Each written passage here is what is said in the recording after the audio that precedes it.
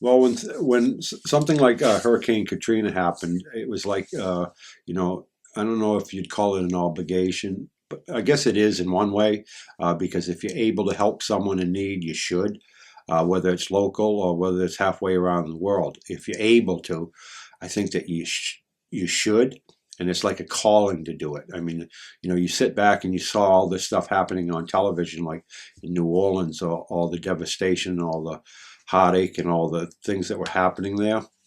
And if you know that you have the capabilities and the equipment to make a difference, should you do it? I think so. Do people do it? Very few. But I think I have a calling to do that. It's something just told me, you can.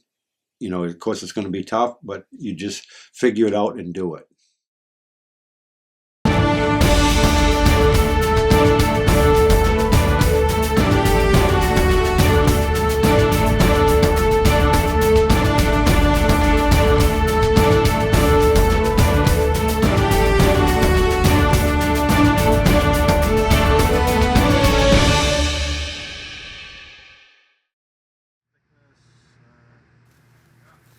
Treasure hunter extraordinaire Greg Brooks and his crew are currently embroiled in the struggle to recover the lucrative cargo aboard the SS Port Nicholson shipwreck.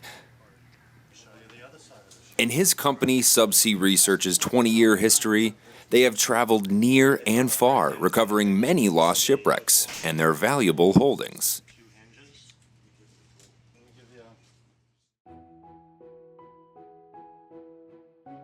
By doing so, he has garnered international attention and developed many bonds with the people he has met on his journeys. Having spent much of his time off the coast of Haiti, he has a special place in his heart for the people there. I've been going to Haiti for years and years, and some people I've known for that amount of time. We've helped some people build some homes down there, a dock. We've delivered a lot of, every time we went to Haiti, we'd load up our boat with different donated supplies, or we'd buy lumber or different things and bring it down and help as many people as we could. But it was just great because, they didn't always look at you for what you brought them. They looked at you like you were their friend and that you cared about them. And so over the years, those relationships grew.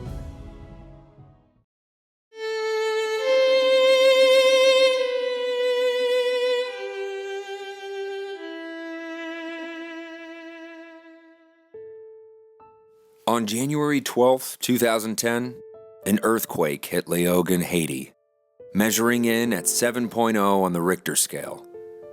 Nearly 220,000 Haitians lost their lives as a result of this disaster, and 300,000 people were injured. Buildings and houses collapsed, leaving over 1 million homeless. The rubble and debris left over, if laid out, would have covered nearly 1 million square meters. Only 4 earthquakes in the past 1,000 years have claimed more lives than the January 2010 Haitian earthquake. For those who survived, things would never be the same.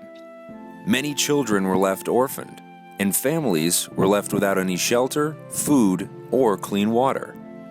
Seeing these things compelled Brooks and his team to do whatever it took to offer the Haitian survivors even the slightest bit of relief.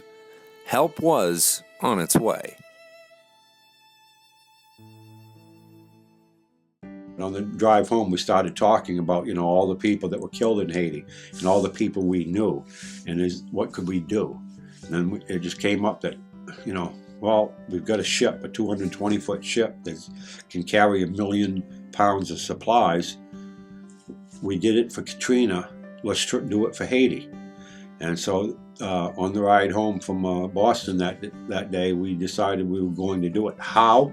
Who knew? We had no idea, because that was a major undertaking. The weather was the biggest difficulty. I mean, February is not a good time in the North Atlantic, the Gulf of Maine, where we are here, and it was just really rough. We hit storms the whole way down. We actually had to go into Delaware Bay for 2 days because they got 2 feet of snow in Delaware. That time was like the worst snowstorm in Delaware. We were at anchor in Delaware Bay for 2 days, and there was waves coming over the wheelhouse. of the sea under, which this bridge deck is like 30 feet off the water. So I think everyone in their heart feels badly for someone who's less fortunate. And we've all seen pictures or video and on TV throughout our lives, but then we go about our lives and kind of forgotten.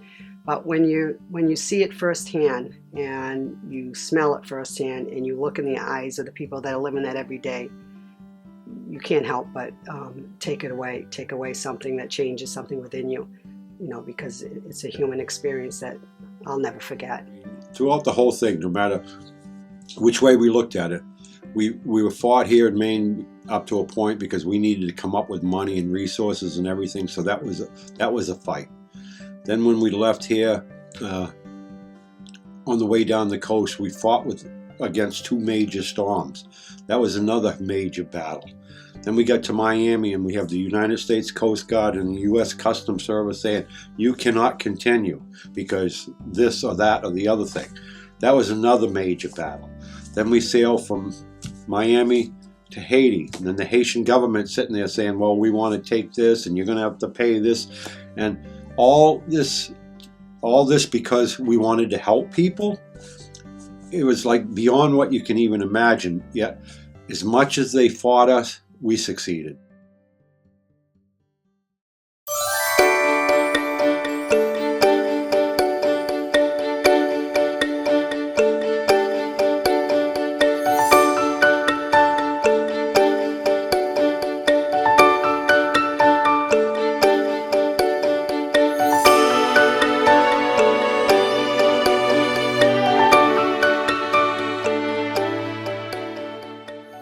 The trip received attention from local and national media outlets who closely followed the journey's struggles and eventual success.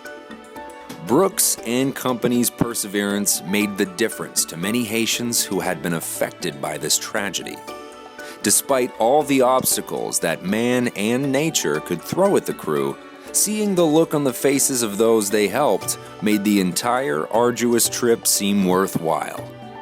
The relief effort has had a lasting effect on the crew and has only reinforced their desire to give back, especially once they acquire the vast wealth aboard the Port Nicholson wreck. I'd like to take my share and start a foundation to feed all the hungry kids in Maine and probably in other states as much as we can do. And I definitely still have a big piece of my heart going out to Haiti. So I'd like to go down there and help down there somewhat. And I believe in teaching the kids, and they'll change it. Because the adults aren't going to, just like the adults here don't change it. It's up to the youth of the world to change the world.